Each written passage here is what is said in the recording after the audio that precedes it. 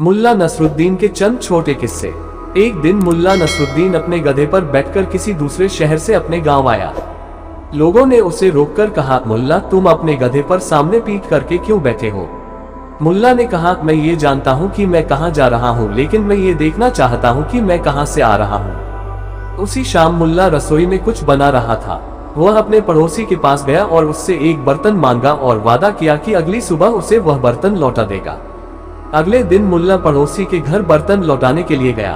पड़ोसी ने मुल्ला से अपना बर्तन ले लिया और देखा कि उसके बर्तन के भीतर वैसा ही एक छोटा बर्तन रखा हुआ था। पड़ोसी ने मुल्ला से पूछा, मुल्ला ये छोटा बर्तन किस लिए? मुल्ला ने कहा, तुम्हारे बर्तन ने रात को इस बच्चे बर्तन को जन्म दिया, इसलिए मैं तुम्हें दोनों वापस कर रहा हूँ। पड़ोसी को ये सुनकर बहुत खुशी हुई और उसने वे दोनों बर्तन मुल्ला से ले लिए। अगले ही दिन मुल्ला दोबारा पड़ोसी के घर गया और उससे पहले वाले बर्तन से भी बड़ा बर्तन मांगा।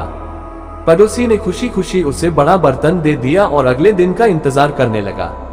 एक हफ्ता गुजर गया लेकिन मुल्ला बर्तन वापस करने नहीं आया। मुल्ला और पड़ोसी बाजार में खरीदारी करते टकरा गए। पड़ोसी ने मुल्ला से पूछा, मुल्ला मेरा बर्तन कहाँ है? मुल्ला ने कहा, वो तो मर गया। पड़ोसी ने हैरत से पूछा, ऐसा कैसे हो सकता है? बर्तन भी कभी मरते हैं? मुल्ला बोला, क्यों भाई, अगर बर्तन जन्म दे सकते हैं तो मर क्यों नहीं सकते? एक दिन मुल्ला और उसका एक दोस्त कहवाघर में बैठे चाय पी रहे थे और दुनिया और इश्क के बारे में बातें कर रहे थे। दोस्त ने मुल्ला से पूछा, मुल्ला तुम्हारी शादी कैसे हुई? मुल्ला ने कहा, यार मैं तुमसे झूठ नहीं बोलूंगा, मैंने अपनी जवानी सबसे अच्छी औरत की खोज में बिता दी। काहिरा में मैं एक खूबसूरत और अक्लमंद औरत से मिला जिसकी आंखें जैतून की तरह गहरी थी लेकिन वह नेकदिल नहीं थी। फिर बगदाद में भी मैं एक औरत से मिला जो बहुत खुशदिल और सलीकेदार थी, लेकिन हम दोनों के शौक बहुत जुदा थे।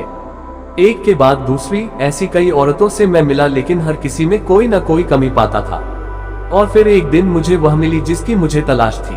वह सुंदर थी, अक्लमंद थी, नेकदिल थी और सलीकेदार भी थी। हम दोनों में बहुत कुछ मिलता था। मैं तो कहूँगा कि वह पूरी कायनात में मेरे लिए ही बनी थी। दोस्त ने मुल्ला को टोकते हुए कहा, अच्छा फिर क्या हुआ? तुमने उससे शादी कर ली?